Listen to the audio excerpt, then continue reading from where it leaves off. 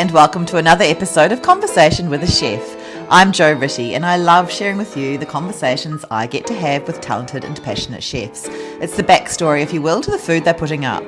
I begin today by acknowledging the Wurundjeri people of the Kulin Nation, traditional custodians of the unceded land where this conversation takes place.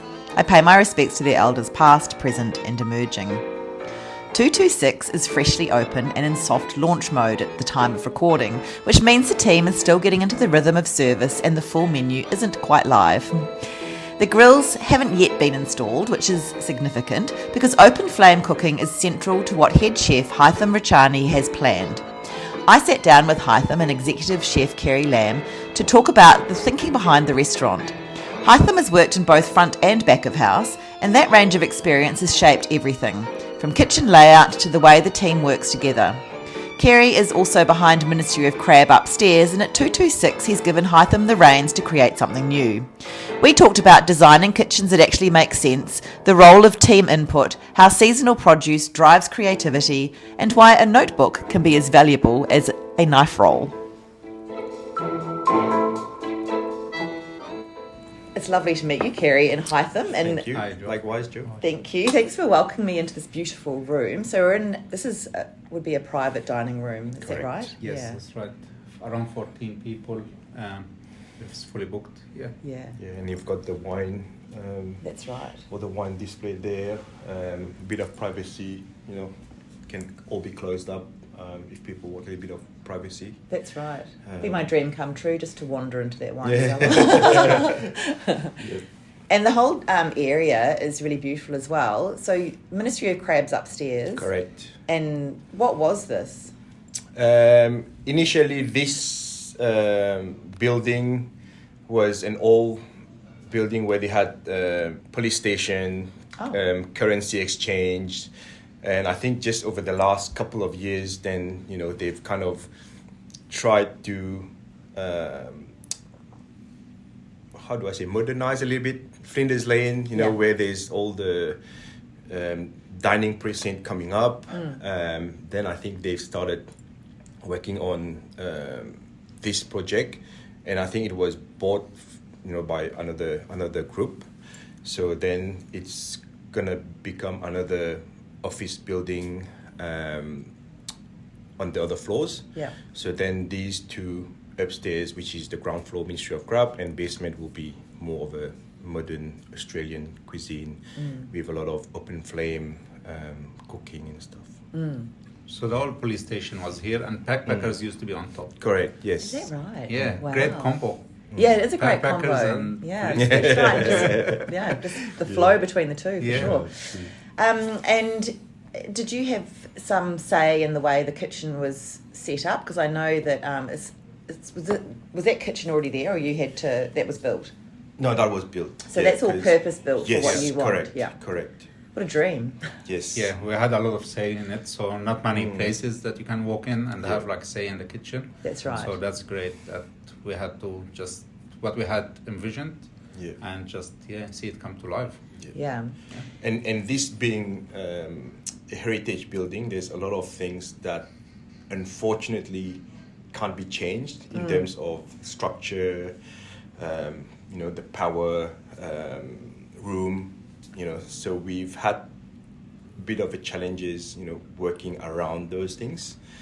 But like Chef said, it's something that we actually, kind of had a bit of a say in terms of how we want things to be. So, yeah. And you're going to be cooking over charcoal and wood with different kinds of flame. So the grills come from different countries, and so I guess can be used for different things. Can you just talk me through, are there 3 different kinds of grill or 4? So there'll be two different charcoal ovens. Yes. A basket grill. Yeah. And a charcoal oven, kind of like similar. I think everyone is familiar with the Jospers. Yes. So they're very similar with the kind of Josper thing. But we'll be doing some smoking as well and stuff like this. We'll have a rack for drying different kind of fish, or using it for stock or vegetable over charcoal. So we have a lot to play around with. And then there's the robata and the parrilla, or is that what that is that you're just talking about? Yeah, it was the best grills. Yeah, oh, that's the best grill, okay. There's a lot of terms that I see. It's actually the similar things, but people call them different in terms of like the grills, the parrilla grills and stuff. So with the arrobata that you just saw, we're using it to do some skewers. So we might keep it in hand and continue with doing skewers eventually when the full concept is open. So skewers is be part of like the bar where we have the bar seating. People can sit on the bar, and we'll have a smaller kind of bar menu, kind of easy. You can order a la carte, and yeah, whatever drinks you want to have. Cocktails probably will open late night. Yeah. And how much experience have you got? I know some of your great culinary heroes cook over flame. Is that how much experience have you had with cooking with fire? I grew up like cooking probably every weekend. Would have a family gathering and use charcoal, and we cook over charcoal. Yeah. So everything that you did, like always the weekend vibes was always tasted better. Yeah. I don't know if it's just the gathering or actually cooking over charcoal, but definitely cooking over wood or charcoal does give that flavor to the meat or to the fish or whatever, even the vegetables, Yeah. From my early stages, I always like to do the grills, and I always use charcoal wherever I can. Even with the gas-fired kind of open grills, we used to throw in like some charcoal pieces inside just to give that extra flavor to the meat.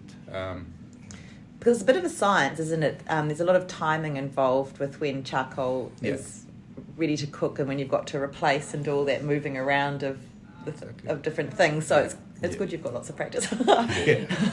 No burns? No burn. Plenty of burns, but only learn that way, But yeah, we have to make mistakes and learn from them.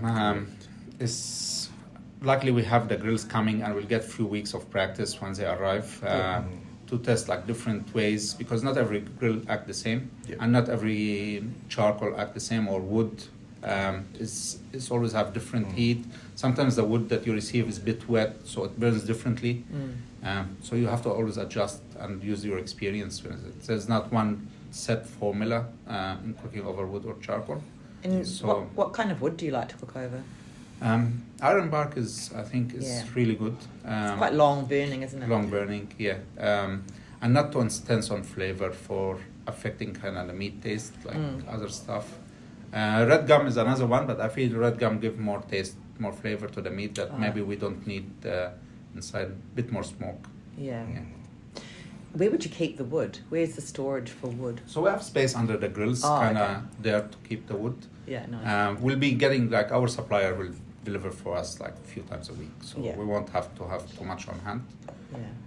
Operation hours, we have to find space, unfortunately, but that's part of it, of running a kitchen. That's right. But lucky is, if everything is stored on the bottom, that's where you cook, that's where it's, where there's a lot of heat, it's always dry, hopefully on the bottom, so, that's probably the best place to be keeping it. And very practical. I think in the kitchen, one thing that chefs like is practicality. You always want to have, things that you need to use day in, day out, right where you need them, and not, you need to run around and get stuff. So I think that's one thing with this kitchen where we've had a bit of an input, we can work more on these things. Because a lot of things, or a lot of times rather, there are consultants, there are designers where they come in, they work, but they don't really think of the actual, flow that chefs need. That's right. And only when, the chefs start working, then it's like, oh, why is this one here? Why is this one here? Because it's just more, when they do the design, they just think of the look of how it's like, but working wise, it's very different. It's very different. And even looking in through the door, or looking in at the prep kitchen, and the setup there is really good as well, with that middle bench and everyone working. That's really good for the mise en place, isn't it? Just everything there ready to go. It's amazing. Is the menu a large menu? It will be not too large, not too big, somewhere in the middle. I say that can accommodate everyone. We'll be operating on like 3 different menus. We have the chef table, kind of an omakase style. We'll have that chef set menu with 6 to 8 different dishes with a set price, whatever is fresh ingredients, whatever seasonal we use, whatever we can cook on the day, so that we can change very often and will be a different experience with the chef table. Then we have the banquet seating or the table seating as well that will operate on a set menu, but with options. So it won't be a set menu that chosen for you. You have different options. You can choose a set of 2, 3, 4. We have extra supplements that you can add on. Yeah. And then we have the bar seating, and that will be a different bar menu, bit smaller, more like tapas style, small foods, skewers. Probably can have a small steak on the bar, but there's not much space to have like the full kind of experience. Yeah. But if someone looking for casual, come in for a couple of drinks, have some bites, try our food. Yeah. And hopefully next time book a table and come in again. Yeah. That's right. And you were showing me your favourite table, which is the banquet seating over towards the back, which is a beautiful little alcove in the corner, hidden away. Yeah. I wouldn't know if I could decide because that felt really nice. Yeah. But I always love sitting up and watching what the chefs are doing, and Yeah. I feel like it's going to be quite performative, isn't it? Because you've got so much flame and there's going to be a lot going on. Yeah. That would be amazing sitting up there watching that all happen. And watching the fire as well is very Yeah. drawing, you know, like you can sit down for hours and just look at the fire and sip on your wine. So it'll be quite cosy down here. Yeah, very cozy. Yeah. Hopefully not too hot for the Yeah, chefs. but- hopefully. So did you work together on the menu? Yes, we did, but again, I think chef was the one having more of an input because that's his kitchen. Yeah. And we want him to be the one, in control, what you want to do, produce, season. So he was the main architect with this menu. Yeah. Well, I say 50-50. I won't take all the credit. Nice. Team player. Chef Kerry was busy with both venue, getting ready with Minster of Crab. I was more concentrating on here. There was a lot going on. Yeah. So yeah, it was a team effort, I would say. Yeah. But And when you are doing menu creation, where do you start? oh, that's a good question. I think with stuff like we had a test kitchen where we went and just tried different recipes, what we like to eat mostly, and what's in season. So look whatever in season, what we can get, what's the produce, who our supplier is gonna be. What's the best when we're opening? Like if we started planning in June and we're opening in December or January, you have to see what's happening at that time and start thinking ahead. Because as you know, nothing is guaranteed. Like usually when you're opening a new restaurant, you probably aim and open like a month or 2 months, but sometimes you delay it and open a year. So looking ahead is always a key. Yeah. Choosing your ingredient wisely. So see what's available, get contact with suppliers, see what stuff you can get and get the ingredients that you need, take it back to the kitchen and play around. Sometimes, don't be scared to be adventurous. Take inspiration from different, like there's so many great chefs out there. Take that inspiration. We're not creating something new, we're just putting a twist on it kind of thing. Yeah. Yeah. And the twist is the fire, or what's the twist? The fire or some other elements to the dish. Give me an example. Yeah. What's an example of a twist? With Australian cuisine is very broad, and there's a lot of different ingredients. Some come from Japan, some come from Spain, some Mediterranean ingredients, a lot of European influence, and just seeing that dish and how it can incorporate to our kind of menu, using something like labna, which is a Middle Eastern cuisine thing, and adding something like wasabi, which is very Japanese. And that's playing with these 2 ingredients is kind of creating something different flavors, and which is go great with fish because wasabi and fish is really good. Yeah. I think that's also the beauty of being in Australia. There's so many different cultures that we can incorporate in the actual cuisine, different techniques. Sometimes you don't know, you mix something that's not used to be mixed and it can become something beautiful. But yeah, I think with Australia being so multicultural, there's a lot of potential in terms of ingredients from all around the world. Plus local produce is abundant, I would say. That's right. Fresh produce. So yeah. And obviously you get your inspiration from local produce and what's in season and so on, but are you looking through books? Do you look online? Do you look to other chefs? Where do the ideas come from? Also, sorry. Looking online is great. Everyone now scrolls through their Instagrams, through their Facebook posts, follow a lot of like different places, and also going out and dining in different places. I think that's the best. Like, sorry.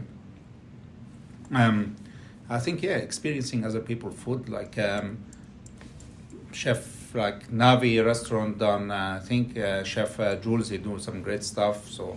Yes. Trying their I think food. that's one of his favorite. I think one of his favorite restaurants. He's amazing. Yeah. Cumulus up the road. There's a few other. Katla & Co is another one. So just going out, try different things. Even if something that you're not too keen on, different cuisines, you might be surprised. Some stuff like a lot of people say, I don't eat like caviar, or I don't eat tuna, or I don't eat this, and if they try the good stuff, or because they never had that experience of like that good produce or great stuff. So give everything an opportunity, chance.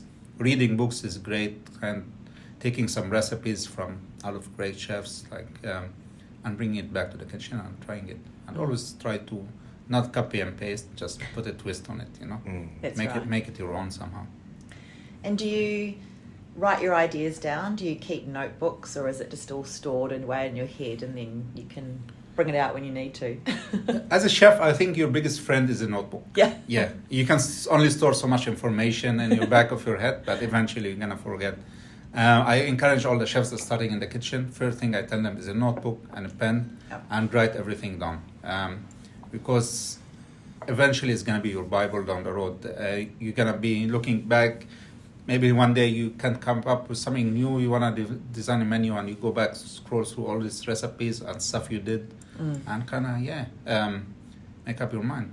And that would be the same for not just flavours, but I guess for techniques as well. That when you learn from other people and see that they're doing things in a way you hadn't thought of before, it'd be good to note that down as well. Yeah, exactly. Correct. And keep an open mind as well. Like I always let my chefs do their mistakes. Like if I see them making something wrong, I don't jump in and correct them straight away. I wait for them to finish, and I kind of explain what's going wrong and what they did.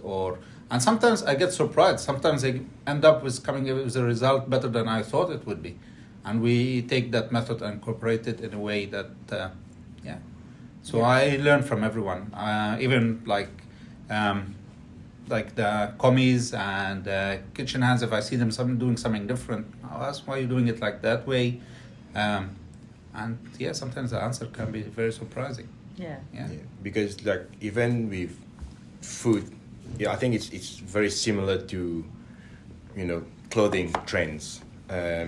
It could have been, out of trend for so long, but suddenly, what's out of fashion start becoming fashion again. So right. it's things that, we always have to think of and take into consideration that, for example, something out of fashion, we just put a new twist on it, a new technique on it, or played it up a little bit differently, it can be the new trend again. So I think that's how, like Chef said, we need to keep an open mind and not be afraid of, changes, because we've, currently now, it's just constantly changing. That's right. Constantly changing. So. Yeah. Even watching like some TV shows, going back like Master Chef, and back in the day was Iron Chef, and all these Netflix series was called Hospitality Star Wars. Culinary Wars. Culinary Wars. That was a great show as well. Yeah.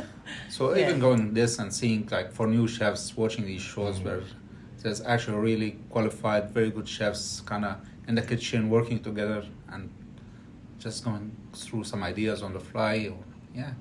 That's right. And I was going to ask, where did it all start for you? But I did read in your bio that you were working front of house Yes. in Adelaide. And then one day, so maybe you could tell me about that. So it was back in the day I was working in like a small family restaurant in Adelaide, and there was two brother partners. One was the head chef and the second was like the stakeholder. And I'm not sure what happened between them. Two brothers always argue, always fight. And ended up the head chef, which is one of the partners, just walked off to the kitchen, decided he had enough. And we had bookings that day, probably around 30 people.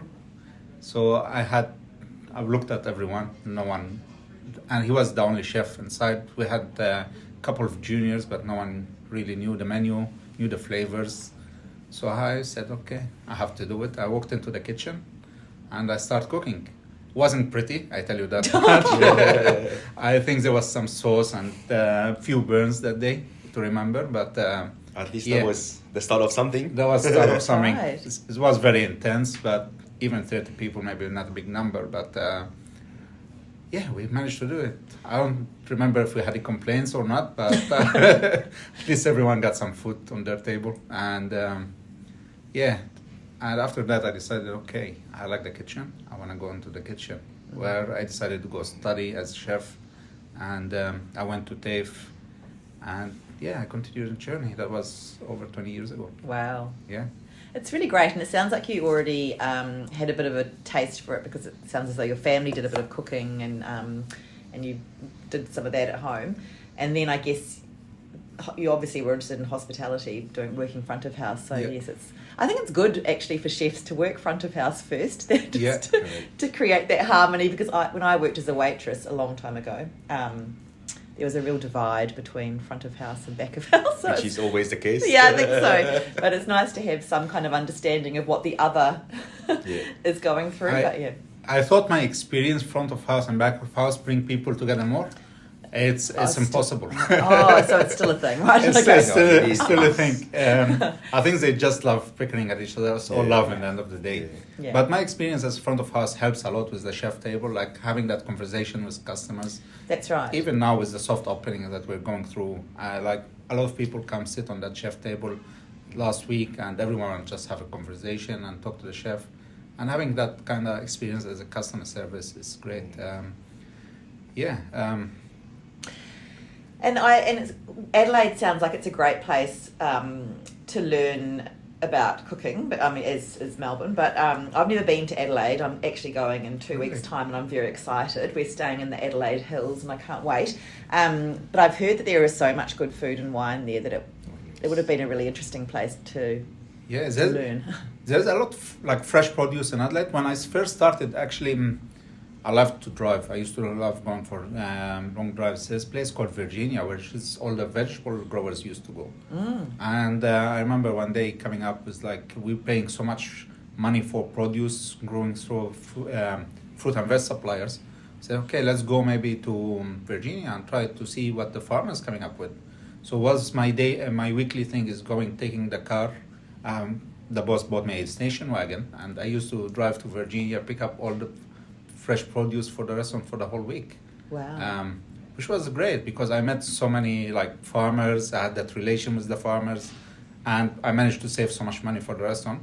And I was getting paid for a day that I spent on the road, so it was a win-win. So nice. And I learned so much from them. So yeah. That could be a good TV show. You just driving around in a station wagon, talking to farmers, discovering what produce is out there. Yeah, get your barbecue and start I grilling. know, that would be so good. Yeah. Nice. And Kerry, where did it start for you? Back in the days when I was still probably 6, 7, my parents had they were running a restaurant, not for long though, for 2 years, and then it was kind of always in the food thing, because my dad, before being in the restaurant, he was more working as a salesman, for a chicken company. Oh. So going through with customers, selling, salesmen kind of thing. Same for my mom. So then after that, they've jumped in the restaurant thing. So it lasted a couple of years, and then we kind of stayed in the food scene where it was more making snacks and everything. So I think it was more so always in that environment. And after I finished studies, then I thought, why not come to Australia do the course, the cooking course, and then I've started, my apprenticeship working at Crown for 10, 12 years. Wow. For a few outlets. I was working at Coco's for like 7, 8 years. And that's pretty much where I kind of got my whole training-ish, mostly Japanese. And I was working under Alan Co at that time, which was, as a head chef, he was really strict. So it's not like now where you try not to shout and stuff, but again, back in the days, probably you would know when, you get thrown something if you do something wrong, or shouted, being scolded for something. So I think in a way that was a good learning curve for us to be training others when we get a little bit further down the path. So yeah, I guess that's how it all started, pretty much in the same environment, like the food scene. But yeah, as soon as I came here, then I think that's what I wanted to do. But saying that, my dad, when I was saying, I want to go to Australia, maybe do the cooking course, he always told me, like, you sure you don't want to do more like the patisserie side? Because you start early, you finish early. But then I was like, patisserie, I'm not really into sweets. And again, doing sweets,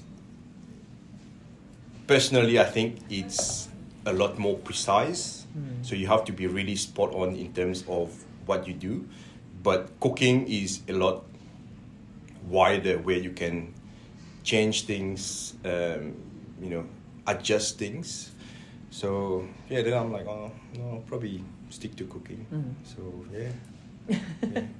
And you stood here, so you obviously both love it. Correct. But having good palate as a young person is not always goes your way, because everyone is annoyed when you critiquing Complain your about food. this one. True. So perhaps with all your experience in mind, both of you, what would your advice be to young people starting out as a chef or in hospitality? Take care of the details. Start with notebook, pencil first. Learn how to chop an onion, master the onion. I think that's something like Gordon Ramsay said, is like mastering the onion and work your way up. Master every ingredient. Like, for example, the Japanese have so much respect for every element, every ingredient. Have that kind of respect. And when you master one element, don't try to skip any steps. Go from the basics all the way up. Find a good head chef that you can work under, absorb all the information. You might have to sacrifice a little bit of pay, but in the long run, it will pay off. Also, failure is part of the industry, and don't be scared to fail. Always try, keep trying. But in saying that, try not to just copy someone or follow someone. Take yourself out of the comfort zone and try different things. A lot of people, they started their industry and they just worked in their whole place, their whole career in one kind of restaurant, and they only know that restaurant, which is not a bad thing. It's a good thing. I think maybe loyalty and stuff like this, and they'll definitely learn. But also going from place to another is another way to also learn, like working under many great head chefs or many great executives will also help develop your career. I think they have to have the actual passion for the industry, especially with the new age now. It's the new generation. They just want to come in, work, go home. But I think hospitality as a whole, there's a lot of sacrifice you need to do. Long hours, probably less pay, especially where you're starting. I think that's what especially the younger generation need to kind of think about before they jump in, I want to start cooking. It's not just as simple as, just go in the kitchen and cook. There's a lot of sacrifice that's included in that whole journey. Thank you. I can't wait to come back. I'm going to sit right there and look at all the flames. Yes, please. Or you can come to the Welcome kitchen and anytime. try cook with That's us. right. Oh. I don't know about that. Masterclass. We'll start a new series called Cooking with Joe. Why not? Perfect. Thank you so much. Thank you so much for listening to this episode of Conversation with a Chef with Haitham Richani and Kerry Lam from II.II.VI. You can follow their journey as the restaurant evolves and the flames start to rise, quite literally, beneath the grills. You'll find photos, updates and a peek behind the past over on Instagram at II.II.VI Australia. But it's a bit hard to explain, but it's Roman numerals, so just if I sound like my students, II.II, so lowercase, vi.aus. Sorry. If you'd like to hear more stories from other chefs, I'm also on Instagram at Conversation with a Chef. You can read this chat online at www.conversationwithachef.com, and of course you can follow me on Apple and Spotify podcasts. I would absolutely love it if you told a friend about my chats. It's still the best way to get these delicious stories out into the world. Once again, thanks so much for listening. Have a great day and bon appetit.